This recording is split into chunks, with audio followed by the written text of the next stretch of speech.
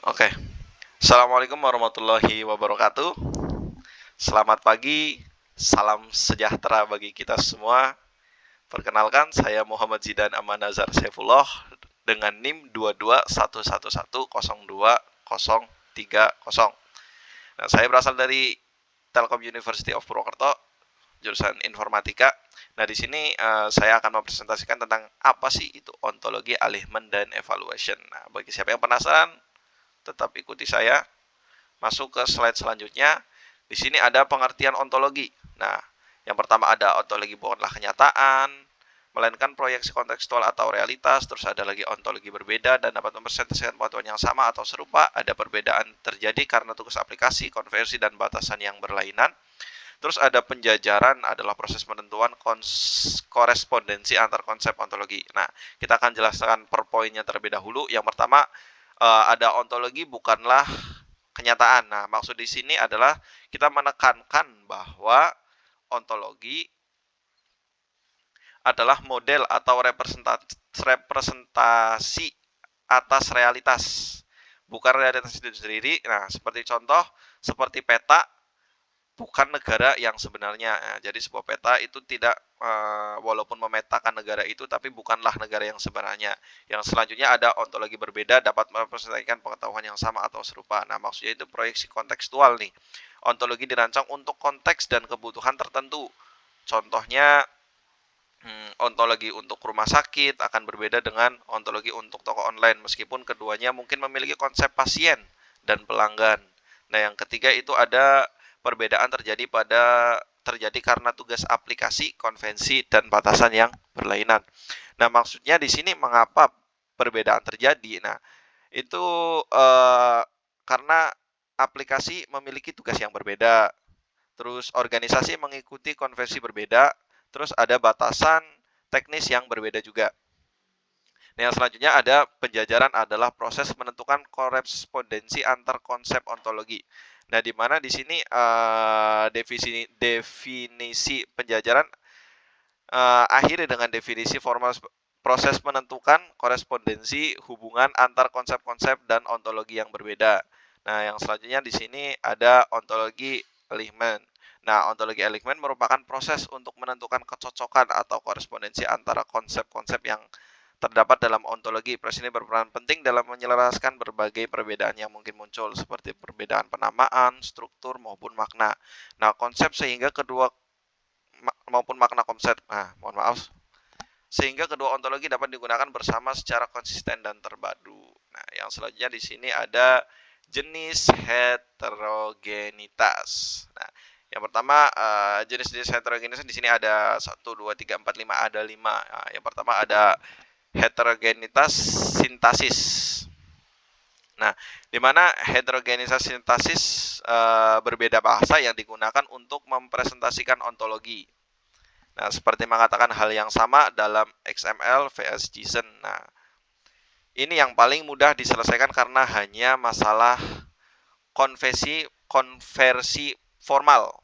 Nah, yang kedua ada heterogenitas terminologi. Nah, di sini heterogenitas terminologi istilah berbeda untuk konsep yang sama. Nah, contoh nyatanya itu ada author dalam bahasa Inggris ya penulis, dalam author dalam bahasa Inggris vs penulis dalam bahasa Indonesia, atau author penulis buku vs kreator penulis pembuat dokumen. Nah, di mana strategi penyelesaiannya adalah gunakan kamus atau treasure untuk menemukan sinonim. Yang ketiga ada heterogenitas konseptual. Nah, di mana heterogenitas konseptual adalah cara berbeda dalam memodelkan domain yang sama. Contohnya apabila kita membagi fiksi menjadi fiksi ilmiah, fiksi romans, dan lain-lain, atau biarkan sebagai satu kategori saja. Nah, ternyata nah, yang selanjutnya, mohon maaf, yang selanjutnya ada heterogenitas semiotis atau pragmatis. Nah, di sini heterogenitas semiotis atau pragmatis. Nah, ini yang paling sulit karena melibatkan perbedaan interpretasi manusia terhadap domain. Nah, contohnya adalah dua ahli mungkin tidak sepakat tentang definisi kesuksesan dalam konteks bisnis. Nah, ini adalah tantangan yang sering terjadi di dunia nyata. Nah, yang selanjutnya ada korespondensi dan pemetaan.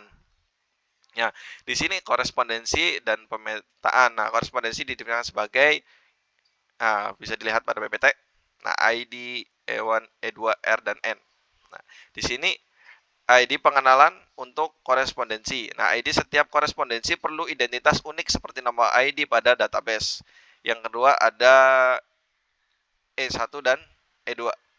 Nah, kedua identitas yang kita hubungkan dari ontologi sumber dan target. Nah, identitas dari ontologi 01 dan 02.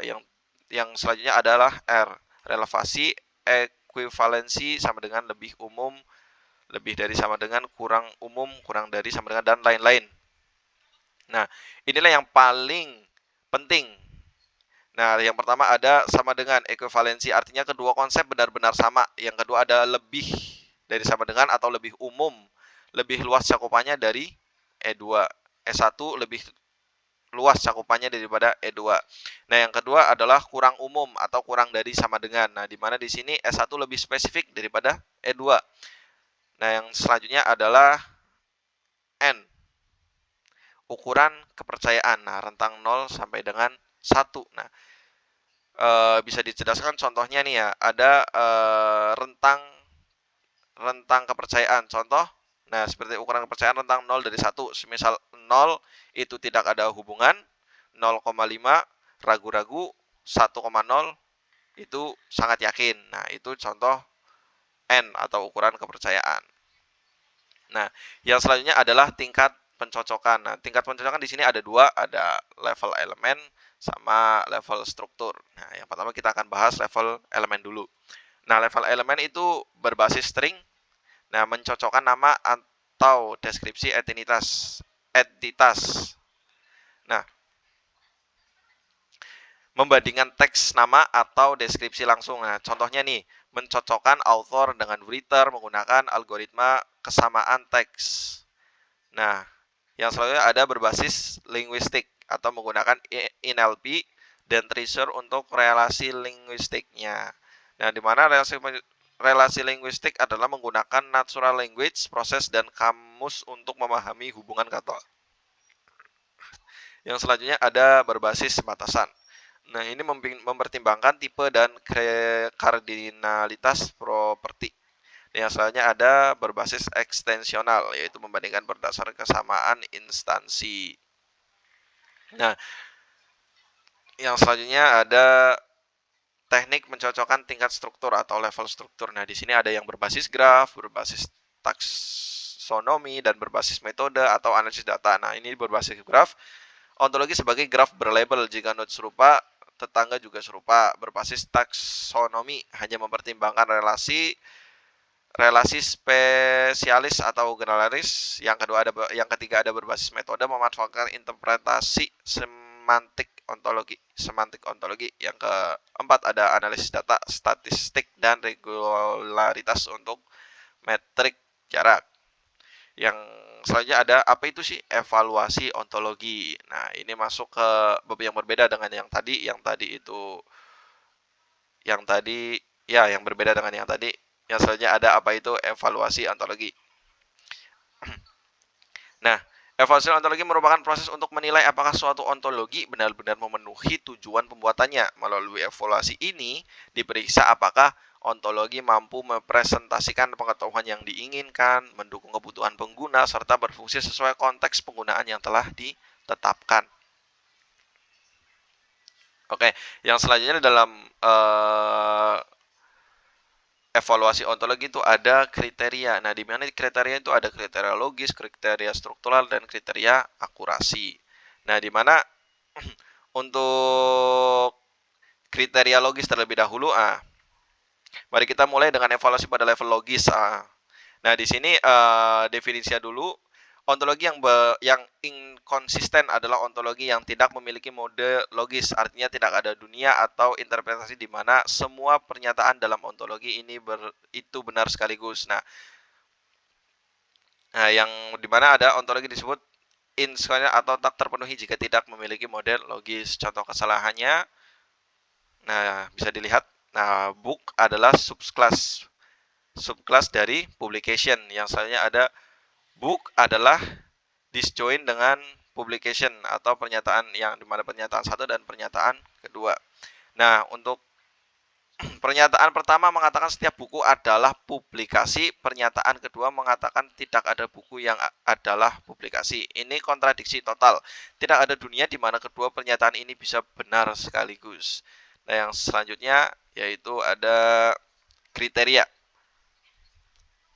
Kriteria struktural. Nah, ini kriteria struktural adalah salah satu, kita baca dulu, siklus subkelas langsung menunjukkan masalah pemodelan. Yang dimana adalah salah satu masalah struktural yang umum adalah siklus dalam taksonomi hierarki kelas. Nah, seperti yang kalian lihat, nah hasilnya semua kelas menjadi logis, ekualifikasi tidak disengaja. Nah, ketika terjadi siklus seperti ini, logika menyimpulkan bahwa semua kelas dalam siklus seperti di atas, arsitektur, fakultas, university, dan building arsitektur, semua kelas dalam siklus itu ekuivalensi, sama. Jadi, arsitektur sama dengan fakulti sama dengan university sama dengan building, yang jelas salah. Nah, mengapa ini salah? Hierarki kelas yang seharusnya membantu organisasi pengetahuan menjadi tidak berguna. Sistem tidak membedakan antara arsitektur, fakultas, university, atau bangunan. Nah, ini biasanya menunjukkan kesalahan pemodelan yang serius. Nah, yang selanjutnya ada struktural siklus akurasi. Nah, di mana di sini ontologi harus secara akurat menangkap aspek domain yang dimaksud. Pernyataan logis harus sesuai dengan keadaan sebenarnya di dunia nyata, menghindari kesalahan pemodelan konseptual, identifikasi praktik buruk yang umum dalam pemodelan. Nah, di mana akurasi, ada akurasi domain. Nah, di mana ini ontologi harus menangkap semua aspek penting dari domain yang dimodelkan. Nah, ini akurasi domain. Yang kedua itu adalah pernyataan logis yang mana ikut dalam korespondensi dengan realitas. Nah, di mana pernyataan logis dalam ontologi harus sesuai dengan keadaan sebenarnya di dunia nyata. Yang ketiga itu ada menghindari kesalahan pemodelan konseptual. Nah, di mana ini ada berbagai cara untuk membuat kesalahan konseptual, bukan logis ya. Dan mereka sulit dideteksi secara otomatis. Nah, contohnya mencampur relasi part of dengan subclass of. Nah, itu contohnya. Yang selanjutnya ada identifikasi praktik buruk yang umum dalam pemodelan. Nah, ada pola-pola umum anti patterns dalam pemodelan yang menunjukkan ontologi mungkin tidak akurat. Nah, contohnya kita akan membahas ini lebih detail di slide-slide berikutnya. Nah, itu contoh dari identifikasi praktik buruk yang umum dalam pemodelan ya. Yang selanjutnya kesimpulan. Oke, kita sudah mencapai kesimpulan dari materi-materi yang telah kita bahas tadi, di mana kesimpulannya di sini kita telah mempelajari ontologi alignment dan ontologi evaluation yang merupakan dua proses penting dalam pengembangan ontologi agar dapat digunakan secara konsisten, akurat, dan saling terintegrasi. Melalui ontologi alignment, berbagai perbedaan dalam penamaan struktur serta makna konsep dapat diselaraskan sehingga ontologi dari sumber berbeda dapat bekerja secara harmonis. Sementara itu, ontologi evaluation memastikan bahwa ontologi yang dibangun benar-benar memenuhi tujuan pembuatannya, bebas dari kesalahan logis, memiliki struktur yang tepat, serta mampu mempresentasikan pengetahuan dunia nyata dengan akurat. Dengan menggabungkan kedua proses ini, ontologi menjadi lebih reliable, standarisasi, dan siap digunakan untuk mendukung aplikasi berbasis pengetahuan secara optimal. Nah, terima kasih atas perhatiannya. Iya. Usai sudah materi pada kesempatan kali ini. Mohon maaf apabila banyak kesalahan dalam pengucapan kata atau pembacaan kata atau masih ada yang kurang jelas. Saya mohon maaf sebesar-besarnya. Terima kasih. Assalamualaikum warahmatullahi wabarakatuh.